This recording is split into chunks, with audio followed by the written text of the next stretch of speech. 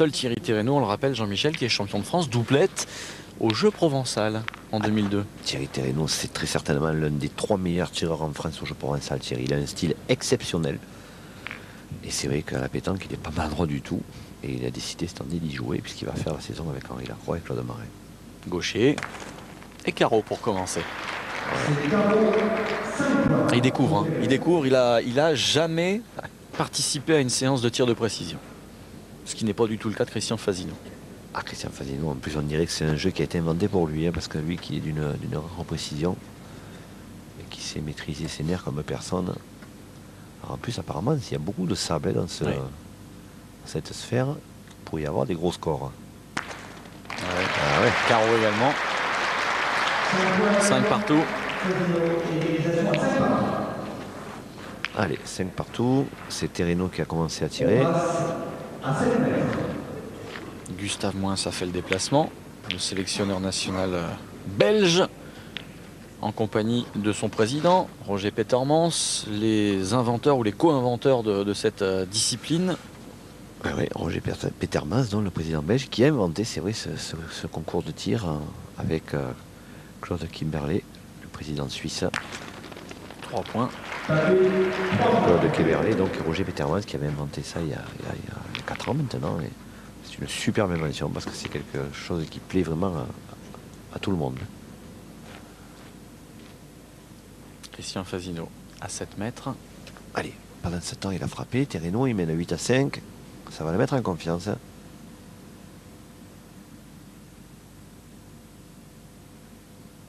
Oh là. Oh. Il est court de rien. Oh, comme vous êtes chamboureur. Non. Là, c'est vrai, il a un petit peu manqué. Ouais, il a manqué la salle, quoi. Mais bon, ben, c'est rare. Hein.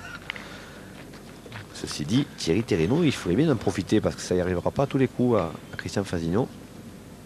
Allez, pour le Varrois, il faut défrapper celle-là. 8 mètres. Ça le mettrait en confiance.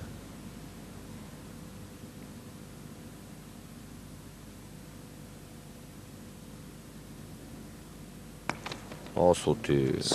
Il a été gourmand peut-être sur cette affaire. Ouais, mais d'autant que sauter sur des jeux comme ça où il y a 5 cm de sable, c'est un petit peu dommage. Hein. Aïe, aïe, aïe. Est-ce qu'il ne devrait pas laisser passer l'une de ses premières chances, là, notre ami Varrois? Parce qu'en frappant celle-là, il prenait un bel avantage. Il obligeait Fasino à frapper. Mais bon, il y aura encore d'autres tournants. Hein. Oui, on est encore qu'au début de cet exercice. Premier atelier. Carreau pour Christian Fasino. Je ne sais pas trop pourquoi il dodeline de la tête, parce que c'est quand même un carreau, ça vaut 5. Ah, il pense à la boule d'avant. Ah. Enfin, c'est pourtant un jeu où il ne faut jamais penser à la boule d'avant, hein, vous me le confirmez. C'est vrai. C'est vrai que si on pense trop à ce jeu, on a du mal. Mais lui, Christian Fasino, il est comme ça. Sa façon à lui de se motiver. Allez, Thierry Thérénault, il faut frapper pour oublier justement.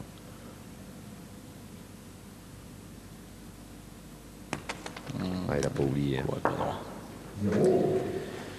Courez pas droit. Il va terminer avec 8 points dans ce premier atelier. Bien visualiser la boule. 8 points, donc quoi qu'il en soit, il va terminer derrière Fasino. Mais si Fasino frappe celle-là, il va prendre déjà un avantage.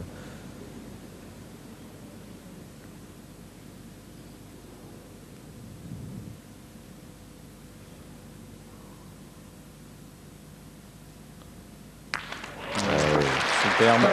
3 points supplémentaires. 13 points dans ce premier atelier pour Christian Fasino. Une question d'ordre tactique, Jean-Michel. Thierry Thérénault n'ayant jamais participé à ce genre d'exercice, il a gagné la pièce au tirage au sort. A-t-il eu raison de tirer le premier? Moi je pense, hein. Moi je pense qu'il a bien fait parce que s'il parvient à frapper régulièrement, il s'enlève quand même de la pression parce qu'il ne faut pas trop compter sur Fasino pour manquer. Donc première fois qu'il tire et en plus tirer derrière Fasino qui fait des carreaux assez souvent, ça lui aura ajouté à la pression. Donc je pense qu'il a bien choisi. Maintenant le problème c'est qu'il faut assumer, quoi. Alors, à 6 mètres, deuxième atelier. Pas droit, il a eu peur du bouchon. Ah, il n'a pas bien tiré celle-là. Et oui, cette boule sautée tout à l'heure. Il n'a plus frappé depuis. On le voit bien là sur ce plan serré. Il y a ce qu'il faut en gravier et en sable. Ah oui, c'est un peu la plage de la Corniche à 7. Montluçon son plage sur 30 cm². 7 où nous viendrons cet été, si je ne m'abuse. Il viendra vous voir chez vous pour le Masters. Oui, il y aura une étape du Master, ça sera le 11 juillet sur la place de la mairie. Et ça promet une belle journée de pétanque. Ouais, carreau pour Christian Fasino, superbe.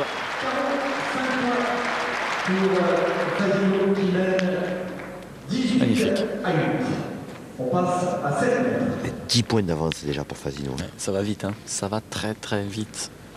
Allez, Thierry Terreno, ça y est, là, il va falloir maintenant se remettre dans le coup parce que ça risque de faire cher. Voilà, Ouais. c'est pas mal. 3 points seulement puisque sa boule est ressortie du cercle.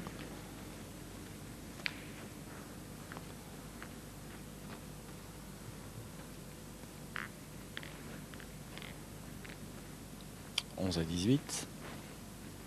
Il fait la course en tête, ils vont lui sonner. Et ça, il aime. Quand il a attrapé sa proie, il la lâche très rarement. Et...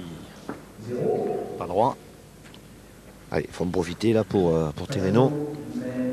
18 à 20.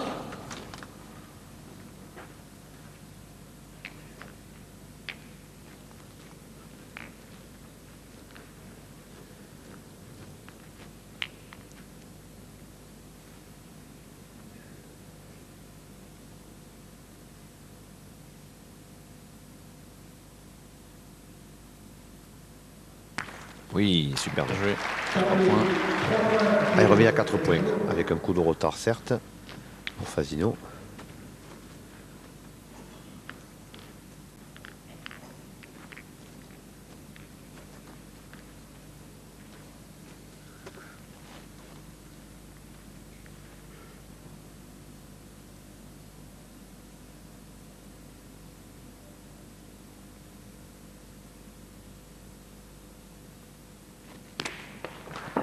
Eh oui, Casquette. 1 point. Chiquet, 1 point.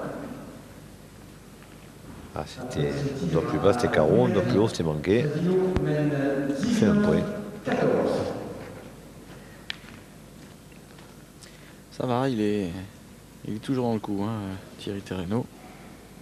Ouais, oui, 14 à 19. Il faut défrapper celle-là pour finir ce deuxième atelier à distance respectable de Christian Fasino.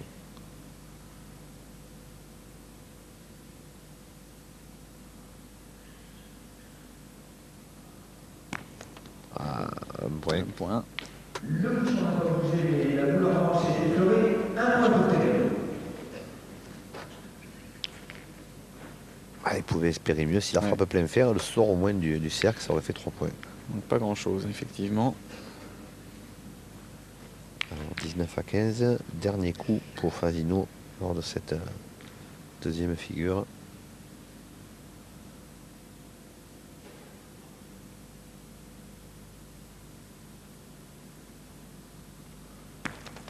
Ouais, 1 point. 1 point aussi, Ça bricole, hein.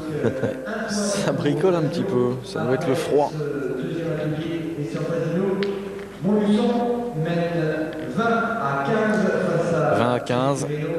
5 points. Ça va, c'est pas dramatique pour l'instant. On attaque le 3e atelier, figure numéro 3, qui est sans doute l'atelier le plus difficile.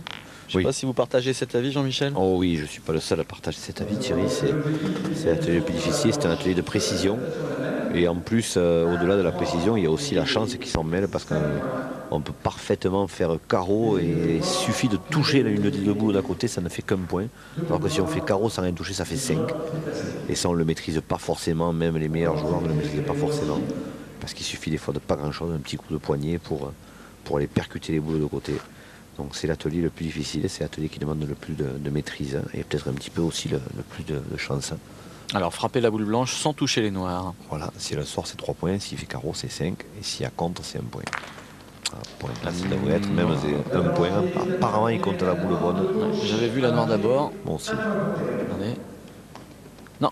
Ah, ben bravo. Bravo. Bien vu, Gustave Moët, messieurs hein. les arbitres. Un point donc pour Thierry Thérénault. Il a bien frappé la bonne et il a fait contre ensuite, donc ça ne fait qu'un point.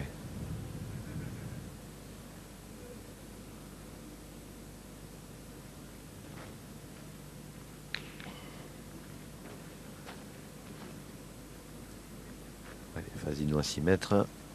Alors lui en plus il est avantagé parce qu'il a des petites boules. Elle passe mieux entre. Eh oui, on le disait, il était joué avec des 71 de diamètre. Un point aussi. Même chose, la blanche avait été tapée en premier. D'ailleurs, avant que ne débute ce concours de tir de précision, Christian Fasino qui a essayé de jouer avec ses boules. Hein, parce qu'on doit expliquer pour le Trophée Sport Plus, pour que tout le monde soit à égalité et parte avec les mêmes chances, tout le monde joue avec des boules neuves. Et Christian Fasino avait quand même fait la demande pour jouer avec ses boules habituelles. Il a essayé. Bon, Thierry Thérénault n'était pas trop de cet avis-là. Hein, il disait déjà qu'il est 10 fois plus fort que moi. Si en plus il joue avec ses boules, ça va pas aller. Et tout est rentré dans l'ordre. Oui, il n'y a pas eu de problème, ça c'est réglé. Et Voilà l'illustration de ce que vous disiez, Jean-Michel. C'est un super carreau, mais ça ne vaudra qu'un point parce qu'il a touché la noire. Et voilà, vous voyez, juste ce petit coup de poignet qui lui permet pas malheureusement de rester bien droit, de rester dans l'axe, savoir que c'était un superbe carreau. Et voilà, et au lieu de 5 points, c'est 1. Et ça change tout. Hein. Ah oui, ça change tout.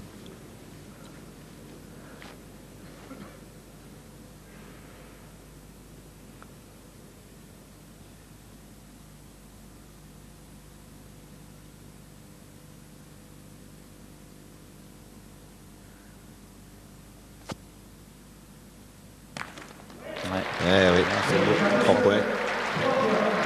Et le fait de frapper le sol d'abord, vous avez vu Thierry, ça permet quand même, en règle générale, ça permet de moins passer. faire de contre. Hein. Ça aussi, tactiquement, c'est bien vu, mais ça, Thierry Thérénault, il le comprendra avec le temps, puisque on le répète, c'est la première fois qu'il tire. Et ça fait quand même, du coup, maintenant, Fasino a repris un avantage assez conséquent. Alors que Thierry Thérénault avait très très bien tiré.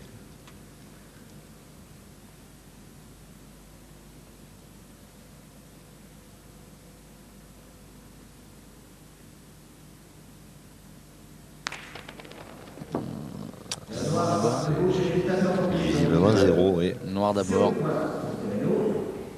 Confirmation. Ouais. Ah oui, c'est la noire d'abord. Casquette sur la noire, effectivement. Ah oui.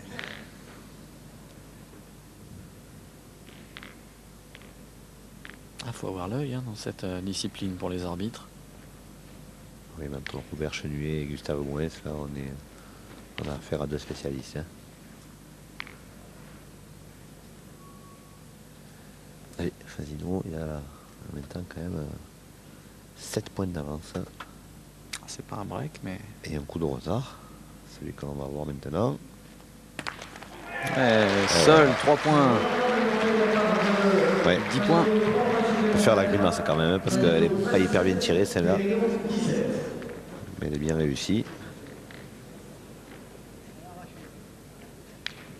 On a entendu Daniel Voisin à l'arraché. Ah, il a arraché, oui, tout à fait.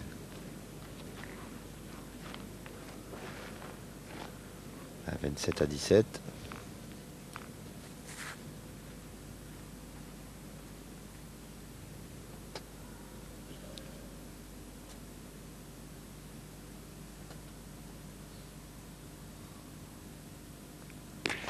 Oh, casquette. Casquette Ça encore. fait encore aucun point. Pas chanceux sur cet atelier Thierry Thérénault parce qu'il marque 3 points sur cet atelier numéro 3. Il aurait marqué entre 8 et 10 points, ça n'aurait pas été volé. Hein. C'est vrai, vous pouvez en espérer entre 8 et 10. Et à la sortie, il n'en fait que 3. Et il est loin derrière, hein. Il ne reste plus que la sautée. Puis ensuite, le tir au bouchon.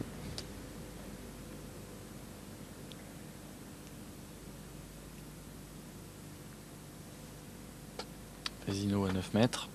Ah, Fasino, là, il la tient sa proie. Hein. Oh, qui fait le carreau derrière. Carreau derrière pour Christian Fasino, voilà pourquoi cet homme est redoutable. Superbe. Là, faut pas de coup de poignet. Hein. En revanche, pour réussir cet atelier. Voilà pourquoi Christian Fasinot fait partie de ceux qui sont capables un jour de battre le record du monde de Philippe Quintet, qui est, on le rappelle, de 62, record du monde établi lors du championnat du monde à Grenoble en octobre. Et Fasinot est un sérieux prétendant à ce record. Il s'y approche assez régulièrement. Et là, concernant cette finale, c'est bien peur que les carottes soient un peu bouillies là, pour notre ami Terreno. Trop court. On est passé au 4e atelier. Pour ceux qui découvrent, il faut taper la blanche sans toucher la noire. C'est une boule à la sauter. Pas facile non plus. Ah oui, pas facile non plus. C'est un atelier satirique qui existe depuis des décennies, parce qu'il faut savoir qu'à l'époque, il était organisé des concours de tir à la sautée, mais uniquement de tir à la sautée où il se jouait énormément d'argent.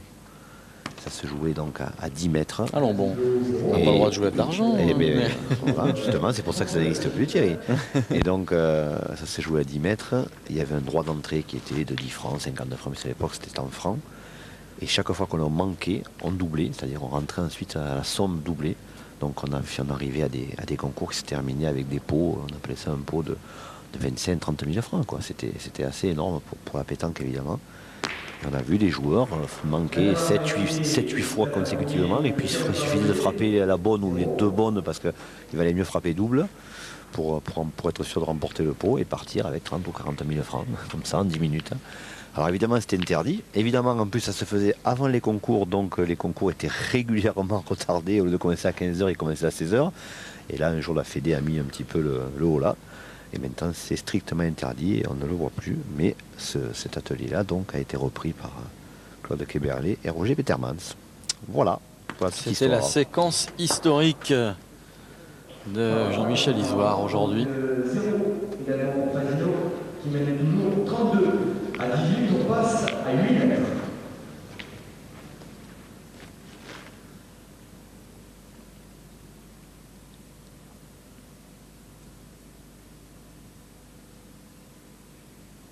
Voilà, Satan, les affaires de Terreno ne sont pas rangées. Hein. Ah, il en veut à ce noir de devant. Le noir attire l'œil. Il est fâché avec ce noir de devant, il n'arrive pas à passer outre. Avec son regard à la Fabrice Lucchini, notre ami Terreno. Ah, il aime bien, comme le disent ça. Ça ne lui déplaît pas, visiblement. Ça ne déplaît pas à madame, nous a-t-il dit, donc ça va, on continue. Pour l'instant, Lucchini n'est pas bien là. Hein, ah oui, là, Lucchini, il est un petit peu fond du saut.